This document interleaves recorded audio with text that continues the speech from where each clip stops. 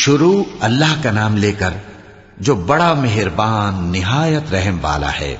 الف لام را، یہ ایک پر نور کتاب ہے، اس کو ہم نے تم پر اس لیے نازل کیا ہے کہ تم لوگوں کو اندھیروں سے نکال کر روشنی کی طرف لے جاؤ، یعنی ان کے پروردگار کے حکم سے عزت والے خوبیوں والے مالک کے راستے کی طرف، یعنی اس اللہ کے راستے کی طرف کہ جو کچھ آسمانوں اور زمین میں ہے سب اسی کا ہے۔ اور ان کافروں کے لیے عذاب شدید کی وجہ سے تباہی اور بربادی مقدر ہے، جو آخرت کے مقابلے میں دنیاوی زندگی کو پسند کرتے اور لوگوں کو اللہ کے راستے سے روکتے اور اس میں کجی چاہتے ہیں۔ یہ لوگ بڑے دور کی گمراہی میں ہیں، اور ہم نے کوئی پیغمبر نہیں بھیجا مگر وہ اپنی قوم کی زبان بولتا تھا تاکہ انہیں احکام الہی کھول کھول کر بتا دے۔ پھر اللہ جسے چاہتا ہے گمراہ رہنے دیتا ہے اور جسے چاہتا ہے ہدایت دیتا ہے، اور وہ غالب ہے، حکمت والا ہے۔ اور ہم نے موسیٰ کو اپنی نشانیاں دے کر بھیجا کہ اپنی قوم کو تاریکیوں سے نکال کر روشنی میں لے جاؤ اور ان کو اللہ کے دن یاد دلاؤ، اور اس میں ان لوگوں کے لیے جو صابر و شاکر ہیں نشانیاں ہیں۔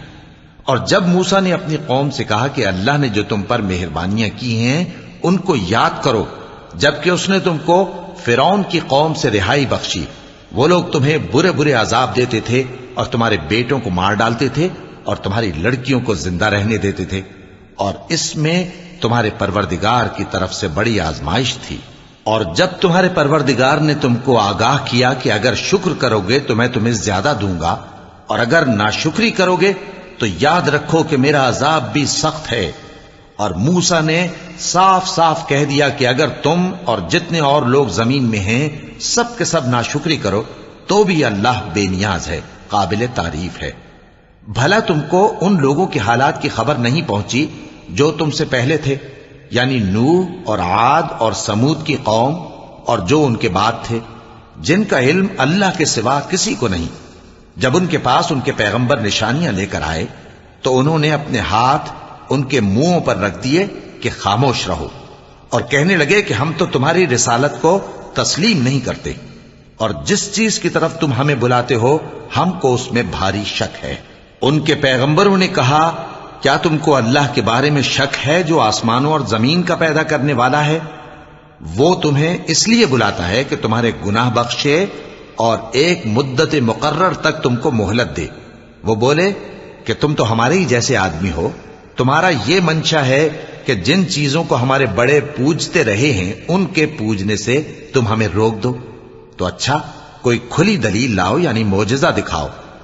پیغمبروں نے ان سے کہا کہ ہاں ہم تمہارے ہی جیسے آدمی ہیں، لیکن اللہ اپنے بندوں میں سے جس پر چاہتا ہے نبوت کا احسان کرتا ہے، اور ہمارے اختیار کی بات نہیں کہ ہم اللہ کے حکم کے بغیر تم کو تمہاری فرمائش کے مطابق معجزہ دکھائیں، اور اللہ ہی پر مومنوں کو تو بھروسہ رکھنا چاہیے۔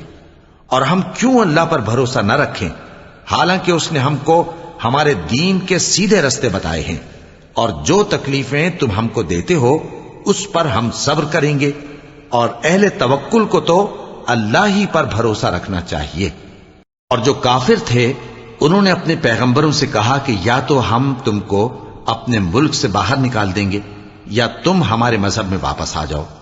بس ان کے پروردگار نے ان کی طرف وحی بھیجی کہ ہم ظالموں کو ہلاک کر دیں گے اور ان کے بعد تم کو اس زمین میں آباد کر دیں گے۔ یہ اس شخص کے لیے ہے جو قیامت کے روز میرے سامنے کھڑے ہونے سے ڈرے اور میرے عذاب سے خوف کرے۔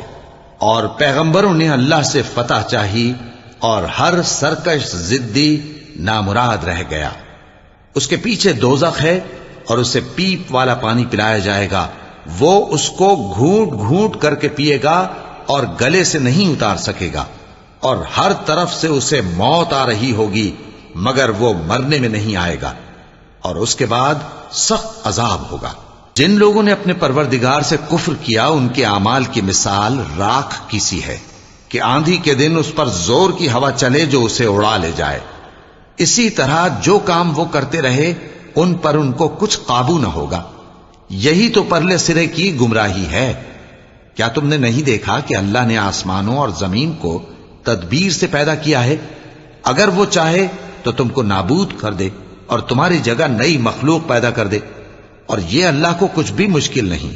اور قیامت کے دن سب لوگ اللہ کے سامنے کھڑے ہوں گے تو غریب پیروکار بڑے بن بیٹھنے والوں سے کہیں گے کہ ہم تو تمہارے پیرو تھے، کیا تم اللہ کا کچھ عذاب ہم پر سے دفع کر سکتے ہو؟ وہ کہیں گے کہ اگر اللہ ہم کو ہدایت کرتا تو ہم تم کو ہدایت کرتے۔ اب ہم گھبراہٹ ظاہر کریں یا صبر کریں، ہمارے حق میں برابر ہے، کوئی جگہ رہائی کی ہمارے لیے نہیں ہے۔ اور جب حساب کتاب کا کام فیصل ہو چکے گا تو شیطان کہے گا جو وعدہ اللہ نے تم سے کیا تھا وہ تو سچا تھا، اور جو وعدہ میں نے تم سے کیا تھا وہ جھوٹا تھا، اور میرا تم پر کسی طرح کا زور نہیں تھا۔ ہاں، میں نے تم کو گمراہی اور باطل کی طرف بلایا تو تم نے جلدی سے اور بے دلیل میرا کہنا مان لیا۔ تو آج مجھے ملامت نہ کرو، اپنے آپ ہی کو ملامت کرو۔ نہ میں تمہاری فریاد رسی کر سکتا ہوں اور نہ تم میری فریاد رسی کر سکتے ہو۔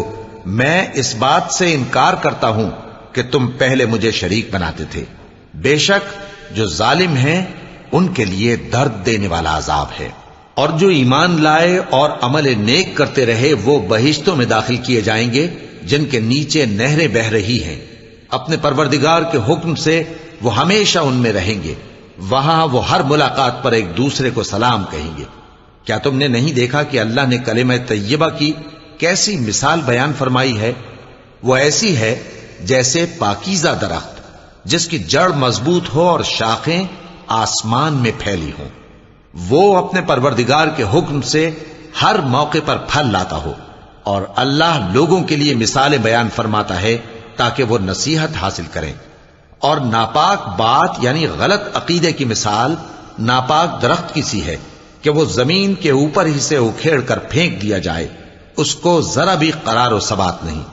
اللہ مومنوں کے دلوں کو صحیح اور پکی بات سے دنیا کی زندگی میں بھی مضبوط رکھتا ہے اور آخرت میں بھی رکھے گا۔ اور اللہ بے انصافوں کو گمراہ کر دیتا ہے، اور اللہ جو چاہتا ہے کرتا ہے۔ کیا تم نے ان لوگوں کو نہیں دیکھا جنہوں نے اللہ کے احسان کو ناشکری سے بدل دیا اور اپنی قوم کو تباہی کے گھر میں لا اتارا، یعنی دوزخ میں، کہ سب ناشکرے اس میں داخل ہوں گے اور وہ برا ٹھکانہ ہے۔ اور ان لوگوں نے اللہ کے شریک مقرر کیے کہ لوگوں کو اس کے رستے سے گمراہ کریں۔ کہہ دو کہ چند روز فائدے اٹھا لو، آخر کار تم کو دوزخ کی طرف لوٹ کر جانا ہے۔ اے پیغمبر، میرے مومن بندوں سے کہہ دو کہ نماز پڑھا کریں، اور اس دن کے آنے سے پیشتر جس میں نہ اعمال کا سودا ہوگا اور نہ دوستی کام آئے گی، ہمارے دیے ہوئے مال میں سے پوشیدہ اور علانیہ خرچ کرتے رہیں۔ اللہ ہی تو ہے جس نے آسمانوں اور زمین کو پیدا کیا اور آسمان سے مے برسایا، پھر اس سے تمہارے کھانے کے لیے پھل پیدا کیے اور کشتیوں اور جہازوں کو تمہارے زیر فرمان کیا تاکہ وہ سمندر میں اس کے حکم سے چلیں، اور نہروں کو بھی تمہارے زیر فرمان کیا، اور سورج اور چاند کو تمہارے لیے کام میں لگا دیا کہ دونوں دن رات ایک ڈگر پر چل رہے ہیں، اور رات اور دن کو بھی تمہاری خاطر کام میں لگا دیا، اور جو کچھ تم نے مانگا سب میں سے تم کو عنایت کیا۔ اور اگر اللہ کے احسان گننے لگو تو شمار نہ کر سکو، مگر لوگ نعمتوں کا شکر نہیں کرتے۔ کچھ شک نہیں کہ انسان بڑا بے انصاف ہے، ناشکرا ہے۔ اور جب ابراہیم نے دعا کی کہ اے میرے پروردگار، اس شہر کو لوگوں کے لیے امن کی جگہ بنا دے، اور مجھے اور میری اولاد کو اس بات سے کہ بتوں کی پرستش کرنے لگیں بچائے رکھیو۔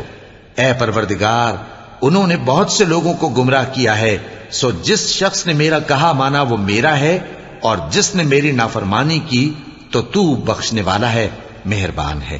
اے پروردگار، میں نے اپنی اولاد ایک وادی میں جہاں کھیتی نہیں، تیرے عزت و ادب والے گھر کے پاس لا بسائی ہے۔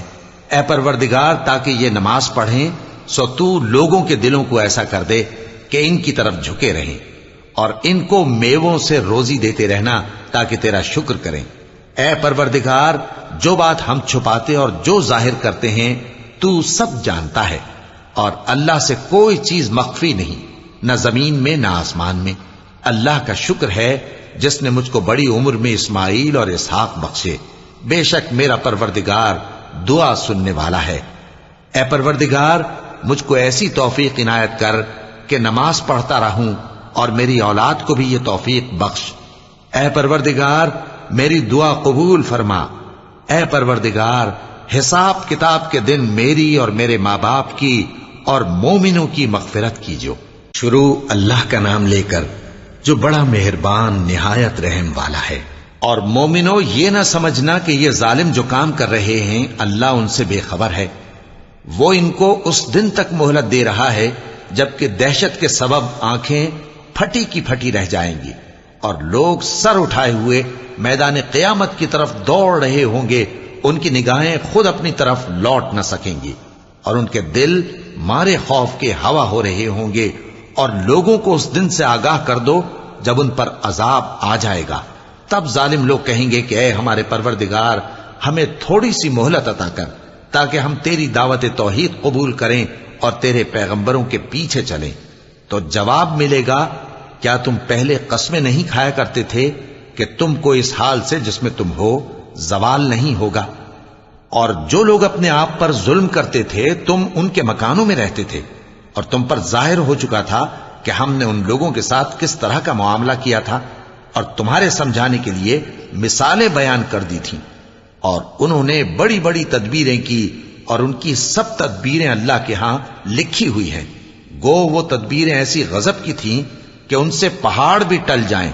تو ایسا خیال نہ کرنا کہ اللہ نے جو اپنے پیغمبروں سے وعدہ کیا ہے وہ اس کے خلاف کرے گا۔ بے شک اللہ زبردست ہے، بدلہ لینے والا ہے۔ جس دن یہ زمین دوسری ہی زمین بنا دی جائے گی اور آسمان بھی بدل دیے جائیں گے اور سب لوگ اللہ کے سامنے نکل کھڑے ہوں گے، جو یکتا ہے بڑا زبردست ہے۔ اور اس دن تم گناہگاروں کو دیکھو گے کہ زنجیروں میں جکڑے ہوئے ہیں، ان کے کرتے تارکول کے ہوں گے اور ان کے چہروں کو آگ لپٹ رہی ہوگی۔ یہ اس لیے کہ اللہ ہر شخص کو اس کے اعمال کا بدلہ دے۔ بے شک اللہ جلد حساب لینے والا ہے۔ یہ قرآن لوگوں کے نام اللہ کا پیغام ہے تاکہ ان کو اس سے ڈرایا جائے اور تاکہ وہ جان لیں کہ وہی اکیلا معبود ہے، اور تاکہ اہل عقل نصیحت حاصل کریں۔